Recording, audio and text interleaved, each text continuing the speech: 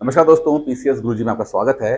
दोस्तों, अजय देवगन की अभी पिछले महीने एक मूवी आई थी, औरों में कहाँ दम था। और ये मूवी तो जैसा किया उसने किया, लेकिन वो जो टाइटल है ना, औरों में कहाँ दम था, सेम चीज जो है वो हमारा आयोग यूपी पीसीएस का जो आयोग है उसने किया कि बर्बाद करने में किसी और के दम नहीं था। हम खुद ही सेल्फ डिस्ट्रक्टिंग हैं, यानी कि खुद को ही हम बर्बाद करने पे तुले रहते हैं। और इसीलिए आयोग ऐसे ऐसे फैसले लेता है कि उसे बर्बाद करने के लिए किसी और की जरूरत नहीं पड़ती है, खुद ही वो बर्बाद हो जाता है। यूपी पीसीएस 2024 का एग्जाम, जो प्री का एग्जाम जो 27 अक्टूबर को होने वाला है, उसका भविष्य बहुत ही ज्यादा, मतलब कह सकते हैं ना, बहुत डार्क है, उज्जवल नहीं दिखाई दे रहा मुझे। यहां तक कि पूरा का पूरा एग्जाम का जो सिनेरियो है वो भी मुझे बहुत ज्यादा ब्राइट नहीं दिखाई दे रहा, उज्जवल नहीं दिखाई दे रहा है। चाहे कुछ भी हो जाए, चाहे कुछ भी हो जाए, चाहे नॉर्मलाइजेशन हो या ना हो, कुछ भी हो जाए, भविष्य उज्जवल नहीं है। इसके पीछे मेरी कुछ थ्योरी है, मैं भी शेयर करने जा रहा हूं, और आप आराम से इसको देखिएगा। और आपको जो पॉइंट ऑफ व्यू है वो भी आप शेयर कीजिएगा, कमेंट बॉक्स में डालिएगा, ठीक है। उससे पहले चैनल सब्सक्राइब कर लीजिएगा, वीडियो को लाइक कर दीजिएगा। दोस्तों, अब बात क्या है, पहले थोड़ा बेस ले लेते हैं कि यूपी पीसीएस आयोग ने यह बोला कि भाई हमारे पास जो है वो सेंटर्स की कमी है, सेंटर्स की कमी है, इसलिए हम जो प्री का एग्जाम है वो एक दिन में ना कराकर 2 दिन में कराएंगे, 26 और 27 तारीख कराएंगे, ठीक है। हमारे पास सेंटर नहीं है। जो टोटल नंबर ऑफ स्टूडेंट्स हैं जिन्होंने अप्लाई किया वो लगभग 5-5.25 लाख लोग हैं, ठीक है। सेंटर क्यों नहीं है, इससे पहले तो इससे ज्यादा लोगों ने कर दिया था। तो हुआ यह था कि आरओ का पेपर लीक हो गया था, और ऐसा कहा जाता है कि आरओ का जो पेपर लीक हुआ है वो किसी प्राइवेट स्कूल के माध्यम से हुआ है, ठीक है। तो जितने भी प्राइवेट संस्थान थे उन सबको उन्होंने किनारे कर दिया है, और अब सिर्फ और सिर्फ सरकारी स्कूल को ही जो है वो लेके चल रहे हैं। अब सरकारी स्कूलों की तादाद जो है ऑब्वियसली बात है कम होगी है, ठीक है। प्राइवेट अब हट गए, स्कूल अब बचे हैं कम, सरकारी स्कूल, ठीक है। तो इसलिए 2 दिन एग्जाम कराने के लिए बात चल रही है कि 26, आधे लोग 26 को देंगे, आधे लोग 27 को देंगे। अब जब भी 2 बार एक ही पेपर एक से ज्यादा पारियों में होता है तो वहां पर एक कॉन्सेप्ट लगता है, उसका नाम है नॉर्मलाइजेशन, ठीक है।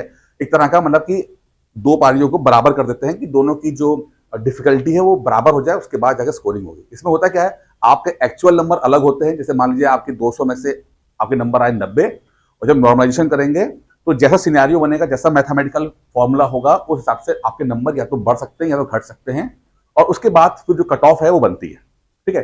तो आप पेपर जब देकर आएंगे तो पेपर देने के बाद भी आपको पता नहीं लगेगा कि आपका सिलेक्शन हुआ है कि नहीं हुआ है, आप क्या होगा वो, क्योंकि आपको नहीं पता कि नॉर्मलाइजेशन में आपके नंबर बढ़ रहे हैं घट रहे हैं, क्योंकि ये सब चीजें बाकी लोगों पर डिपेंड हो जाती है, ठीक है।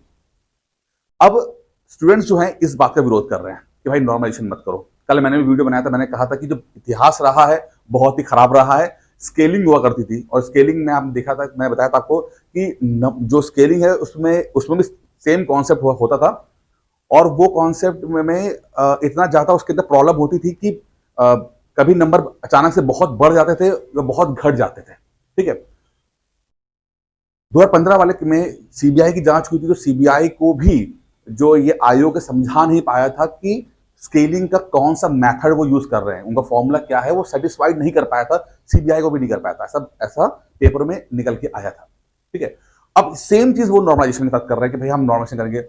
अब यहां पे देखिए होगा क्या, देखिए 2 सिनेरियो है, मैं थोड़ा सा आपको समझाता हूं। 2 सिनेरियो बन रहे हैं, उसको थोड़ा देखते हैं कि देखिए बड़ा। अब मान लेते हैं कि आप लोगों ने बहुत प्रेशर डाला, और आयोग जो है वो इस बात को एग्री कर गया कि नॉर्मलाइजेशन नहीं होगा, ठीक है। मान लेते हैं कि यहां पर नॉर्मलाइजेशन नहीं होगा, आयोग मान गया है। इस केस में क्या होगा, अब इस केस में क्या होगा कि भाई आज जो तारीख है ना, 26 तारीख है, 26 सितंबर हो रही है। अब आयोग ने मान लेते 2-4-5 दिन के बाद आयोग मान जाता है कि हम नहीं करेंगे नॉर्मलाइजेशन, हम नॉर्मल तरीके से एक ही दिन में पेपर कराएंगे। अब ऐसी स्थिति में आयोग अपना पेपर 27 अक्टूबर को नहीं करा पाएगा, ऑब्वियसली नहीं करा पाएगा। क्यों? क्योंकि आयोग की जो प्रिपरेशन है वो 2 दिन को लेकर है। स्कूल उसने बुक नहीं किए हैं, जो आधे स्कूल सरकारी स्कूल हैं वो तो बुक कर दिए होंगे, लेकिन अब चूंकि पहले आयोग समझ रहा था कि 2 दिन में कराएंगे, तो स्कूल उन्होंने थोड़े से लिए थे। अब जब स्टूडेंट्स का प्रेशर आया तो ये 2 दिन में करा देंगे, 2 दिन का पेपर 1 दिन में कराएंगे। अब ऐसे टाइमिंग और स्कूल की जरूरत पड़ेगी। अब ये पहले ही प्राइवेट स्कूल को किनारे कर चुके हैं, हटा चुके हैं। ऐसी स्थिति में इतने शॉर्ट नोटिस में, इतने कम समय में 27 अक्टूबर का पेपर होना मुझे लगता नहीं कि संभव हो पाएगा।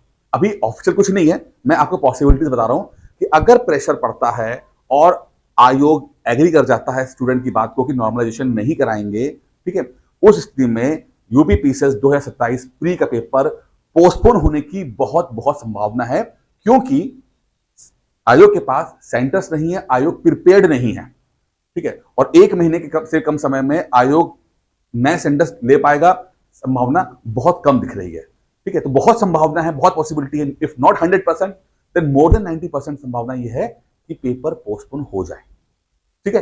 अभी संभावना के चलेगा मेरे ये, अभी मैं इसका मतलब ये नहीं कि आप पढ़ाई छोड़ दो और मतलब तो बैठ जाओ आराम से, आप नहीं, ये नहीं कर रहा मैं, सिर्फ आपको थ्योरी दे रहा हूं आपको मैं, ठीक है, कि ऐसा कंडीशन होगा। अब जैसे जैसे स्थिति आएगी पता लगेगा। अब दूसरे कंडीशन में कहते हैं आयोग एडमेंट हो जाता है, जिद्दी हो जाता है और बोलता है ना ना हम लोग कराएंगे नॉर्मलाइजेशन, हम लोग कराएंगे चाहे कुछ हो जाए, और स्टूडेंट्स के सारे प्रेशर को भी जो है वो झेलते हुए पेपर करा देता है। भाई आयोग जब अपनी आ जाएगा ना तो आप और हम कुछ कर नहीं पाएंगे, ठीक है। अब इसके पीछे बहुत एक 2016 का केस है, मैंने कल आपको 2015 वाला केस बताया था ना, एक 2016 वाला भी केस है, उसमें भी हम झेला हुआ था। उसमें तो जुडिशरी का भी बड़ा बुरा स्थिति थी, लेकिन मैं डिस्कस नहीं करूंगा, फिर भी डिस्कस करूंगा। 2000 अब मान लो कि आयोग बोलता है कि नहीं हम कराएंगे नॉर्मलाइजेशन में पेपर कराएंगे, अब पेपर करा देता है, पेपर हो जाता है, ठीक है, पेपर हो गया, आपने पेपर दे भी दिया। अब ऑब्वियसली बात है पेपर जब होगा, रिजल्ट आएगा, उसमें से बहुत थोड़े से लोग जो सेलेक्ट होते हैं, जो कि जितने नंबर ऑफ सीट्स होंगे उस हिसाब से सेलेक्ट होंगे, और बहुत सारे लोग जो हैं वो अनसक्सेसफुल होंगे, फेल्ड हो जाएंगे। अब जैसा इतिहास रहा है और जैसा यहाँ का स्वभाव है, बहुत सारे स्टूडेंट ऐसे होंगे जो नॉर्मलाइजेशन के प्रोसेस से सेटिस्फाइड नहीं होंगे, उनको लगता होगा कि यार इसमें कुछ फ्लॉ है, कुछ दिक्कत है इसके अंदर, और 100%, ठीक है, कुछ लोग तुरंत चले जाएंगे कोर्ट में, तुरंत चले जाएंगे कोर्ट के अंदर, ठीक है। अब जब कोर्ट में जाएंगे वहां पर स्टार्ट हो जाएगा प्रोसेस, और बोल देंगे नॉर्मलाइजेशन का प्रोसेस में हमें बिलीव नहीं है, और वो भी पुराना डेटा निकाल के ले आएंगे कि हाँ भाई इसमें ये प्रॉब्लम है, और दूसरे एग्जाम्स के अंदर एसएससी और एसएससी वाले एग्जाम में ये प्रॉब्लम हुई है, वो कुछ ऐसे रेफरेंसेस रखेंगे। कोर्ट इस बात को उनकी बात सुनने को एग्री हो जाएगा, बहुत संभव हो जाएगा, और जब हो जाएगा तो रिजल्ट आना, चाहे रिजल्ट आए या रिजल्ट ना आए या जो भी हो, जो कोर्ट है उसकी हियरिंग शुरू हो जाएगी, और जब हियरिंग शुरू हो जाएगी तो 100% जो है मैटर जो है फिर आगे खिसकेगा।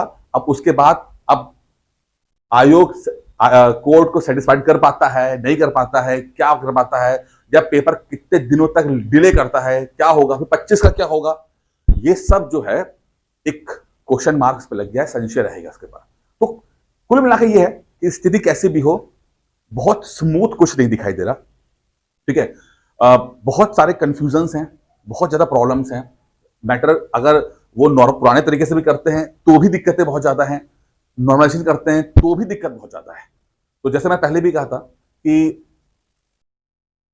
कहता है कि एक पंजाबी में एक कहावत है कि कुछ शहर के लोग जालिम थे, कुछ हमें भी लुटने का शौक था। तो कुछ हालत यही है कि दूसरे लोग जो थे वो थे ही, कुछ आयोग को भी खुद भी बर्बाद होने का शौक है, इसलिए ऐसे ऐसे फैसले, कंट्रोवर्शियल फैसले कर लेते हैं, सोचते नहीं है, देखते नहीं है कि इसका क्या रिजल्ट आएगा, और 2024 और 2025 सबको फंसा के रख दिया गया है। अब देखते हैं क्या निकल के आता है। मैं इस पे, और अभी तक तो जो मुझे समझ में आया मैंने आपको अपना पॉइंट ऑफ व्यू रख दिया है, आप भी अपना पॉइंट ऑफ व्यू रखिएगा। आप भी बताइएगा आपने क्या इन्फॉर्मेशन सुनी है, क्या देखा है, आप क्या समझ पा रहे हो, कमेंट बॉक्स में डालिएगा। जैसे स्थिति आएंगी वैसे इस पर हम और डिस्कस करेंगे और वीडियो लेकर आएंगे। तब तक के लिए थैंक यू।